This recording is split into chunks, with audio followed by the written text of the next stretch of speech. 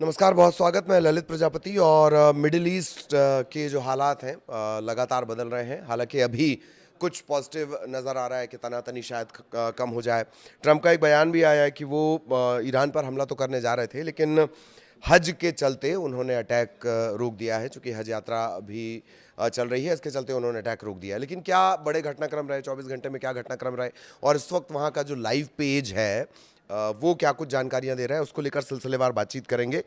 तो एक अच्छी बात यह है कि 24 घंटे में जो मूवमेंट है स्ट्रेट ऑफ होर्मुज, होर्मुज जल डमरू मध्य, यहाँ पर 24 घंटे में जहाज़ों की जो आवाजाही है वो बढ़ती देखी गई है। ईरान की जो रिवोल्यूशनरी गार्ड है IRGC, उनका ये दावा है कि उन्होंने 26 जो कमर्शियल जहाज़ हैं जो सामान ला रहे थे, ले जा रहे थे, उन्हें सुरक्षित रास्ता दिया है।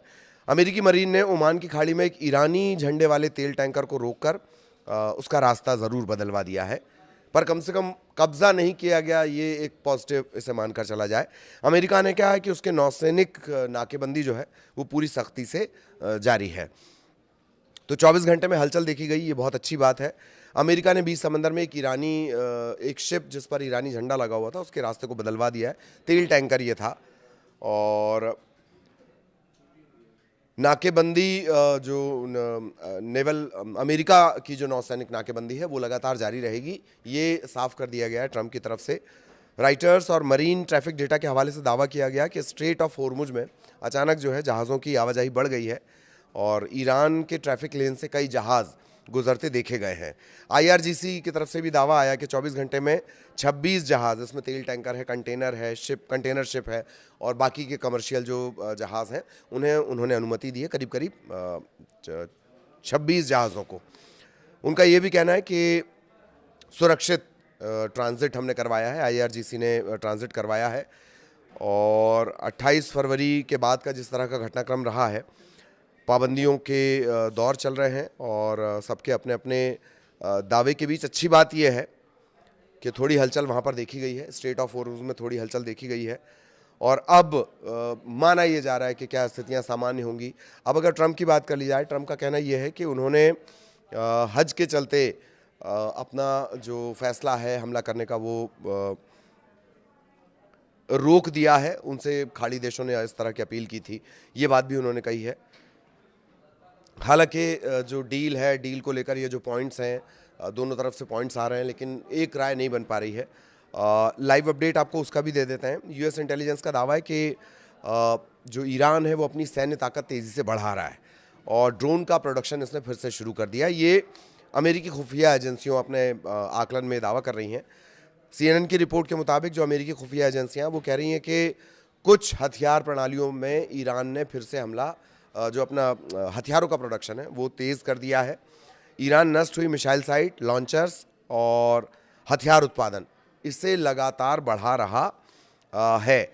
सूत्रों के हवाले से ये भी खबर है कि ईरान को रूस और चीन का समर्थन मिल रहा है और ये बात बीच में आई भी है कि खुलकर अब वो समर्थन में आ गए हैं।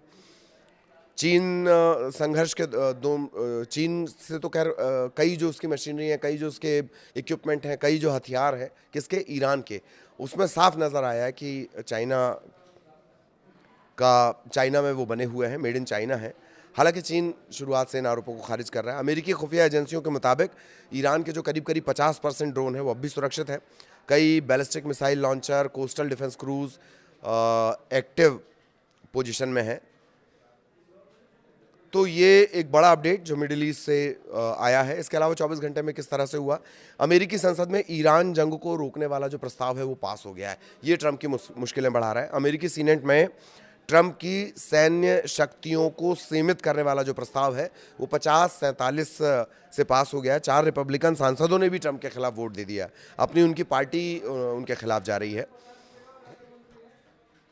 अगर ये कानून बन जाता है, सपोज करिए, तो ट्रंप को फिर ईरान में ऑपरेशन करने के लिए और कहीं और भी ऑपरेशन करने के लिए कांग्रेस की मंजूरी लेनी होगी। ट्रंप ने ये बात दोहराई है कि ईरान की नेवी और एयरफोर्स खत्म हो गई है और UAE होर्मुज को बाईपास करने के लिए एक नई पाइपलाइन पर काम कर रहा है। उनकी तरफ से कहा गया कि नई जो तेल पाइपलाइन होगी उसका करीब करीब 50% काम पूरा हो चुका है और उसके बाद 50% काम पूरा हो चुका और बहुत तेज़ी से वो उस पर काम कर रहा है। यूएन ने एक बड़ी चेतावनी दी, यूनाइटेड नेशंस ने, वो क्या है? फूड एंड एग्रीकल्चर ऑर्गेनाइजेशन का कहना है कि होर्मुज में रुकावट बढ़ी तो दुनिया में खाद्य संकट और महंगाई बढ़ सकती है। एजेंसी का कहना ये है, यूएन का कहना ये है कि जो देश हैं वो वैकल्पिक कोई ऑप्शनल अगर रास्ता है फूड चेन को कंटिन्यू रखने का तो उस पर विचार करें। एक और जानकारी जो आपको हम दे दें कि वहाँ से ये आपने सुना है हमेशा कि वहाँ से तेल आता है, वहाँ से जो है कि सामान आते हैं, लेकिन बहुत सारा जो सामान है वो भारत से भी जाता है। इसमें ड्राई फ्रूट हैं, इसमें सब्जियां हैं, तो वो भी लगातार यहाँ से ईरान की तरफ जाता है। उसमें भी अभी रुकावट और बाधा आई है। अब खबर इस बीच ये भी आई है कि जो ट्रंप हैं वो ये कह रहे हैं कि वो नेतन्याहू को बहुत अच्छे से जानते हैं, मना लेंगे। इसे ऐसे देखा जा रहा है, इस पूरे घटनाक्रम को ऐसे देखा जा रहा है कि ईरान को लेकर नेतन्याहू और ट्रंप में कुछ अनबन जैसी स्थितियां चल रही हैं। दरअसल ट्रंप ने इस तरह का बयान लिया कि मैं उन्हें मना लूँगा, नेतन्याहू बहुत अच्छे नेता हैं और मैं चाहूँ तो मैं इजराइल में प्रधानमंत्री का चुनाव लड़ दूँ, इस तरह की बातें उन्होंने कही हैं। तो इसे ऐसे देखा जा रहा है, जानकार इसे ऐसे देख रहे हैं कि ट्रंप और नेतन्याहू में ईरान को लेकर अनबन जैसी स्थितियां बनी हुई हैं, इस तरह की बात कही जा रही है। इनके जो मतभेद हैं वो खुलकर सामने आए। सीएनएन ने इस तरह की एक रिपोर्ट दी है कि नेतन्याहू चाहते हैं कि ईरान पर हमले जारी रखे जाएं, जबकि ट्रंप फिलहाल बातचीत और डील को मौका देना चाहते हैं। इससे पहले भी दोनों के बीच विरोधाभास की खबरें आई थीं। दोनों के बीच मंगलवार को करीब करीब 1 घंटे तक फ़ोन पर बातचीत हुई है और ट्रंप ने रविवार को नेतन्याहू को ये बताया था कि अमेरिका ईरान पर नए टारगेटेड हमले की तैयारी कर रहा है। इसे ऑपरेशन स्लेज हैमर नाम दिया गया है, लेकिन 24 घंटे बाद ट्रंप ने इसको बदल दिया।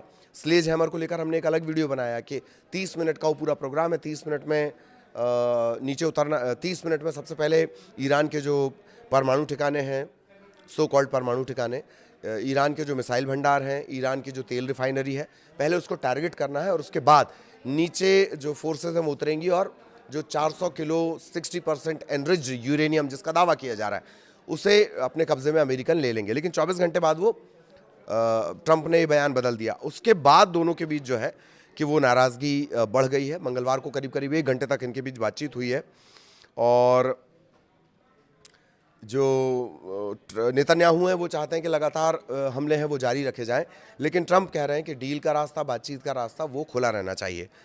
अब 5 जो मुद्दे हैं जिन पर सबसे बड़ा मतभेद दोनों के बीच बना हुआ है कि परमाणु कार्यक्रम। अमेरिका 400 किलो एनरिच्ड यूरेनियम अपने कब्जे में चाहता है। ईरान का कहना है कि परमाणु अधिकारों और संप्रभुता की मान्यता मिलनी चाहिए। न्यूक्लियर फैसिलिटी, अमेरिका का तर्क ये है कि सिर्फ एक न्यूक्लियर फैसिलिटी चालू रखी जाए और ईरान की शर्त यह है कि सभी फैसले ईरान की शर्त पर हों। ठीक है। प्रतिबंध, दरअसल बहुत सारी संपत्तियां उसकी फ्रीज हैं। किसकी? ईरान की। ज़्यादातर फ्रीज संपत्तियां ब्लॉक रहे, अमेरिका ये चाह रहा है। उसने बीच में कहा था हम 25% की रियायत देंगे, 25% संपत्तियों को हम खोल देंगे, जबकि ईरान ये कह रहा है कि सभी आर्थिक प्रतिबंध उसके ऊपर से हटाए जाने चाहिए। एक मांग जो ईरान कह रहा है कि उसे मुआवजा चाहिए, आपने देश बर्बाद कर दिया उसका, उसे मुआवजा चाहिए। अमेरिका इससे खारिज कर रहा है और ईरान ये मुआवजा चाहता है। और एक जो पॉइंट है होर्मुज, स्ट्रेट ऑफ होर्मुज, अमेरिकी दबाव और निगरानी यहाँ पर जारी रहे, ये अमेरिका की डिमांड है, जबकि ईरान ये चाहता है कि उस पर जो संप्रभुता है ये वो हमेशा की तरह ईरान की ही रहनी चाहिए। तो कुल जमा ये स्थितियाँ हैं, पूरे अपडेट्स हमने आपको बता दिए। तो अभी जंग टल गई है। ट्रंप ने अपना जो तर्क दिया है कि भाई हज यात्रा का टाइम चल रहा है, इससे पहले उन्होंने तर्क दिया था कि खाड़ी देशों ने उनसे कहा है। एक बड़ा पॉइंट कि फ़िलहाल जंग टल गई है। दूसरा बड़ा पॉइंट कि स्ट्रेट ऑफ होर्मुज से ट्रांसपोर्टेशन में मरीन डाटा जो आता है, ट्रैकर, मरीन ट्रैकर, उससे ये पता चलता है कि थोड़ी हलचल वहाँ पर बढ़ी है। IRGC का कहना है कि 24 घंटे में 26 जहाज़ों को हमने पार करवाया है। अमेरिका की जो नौसेना है वो लगातार वहाँ पर मॉनिटर कर रही है और नाकेबंदी उसने कर रखी है। उसने एक ईरानी जहाज़ को रोका भी, कब्जे में नहीं लिया, लेकिन रोक कर उसके रास्ते को बदलवा दिया गया है। ये इस वक्त के बड़े अपडेट। और एक और अपडेट के आपस में बड़ा विरोधाभास, बड़ी खटपट नेतन्याहू और ट्रंप के बीच चल रही है ईरान के मुद्दे को लेकर। आगे भी जो अपडेट होगा वो आप तक पहुंचाएंगे। नमस्कार।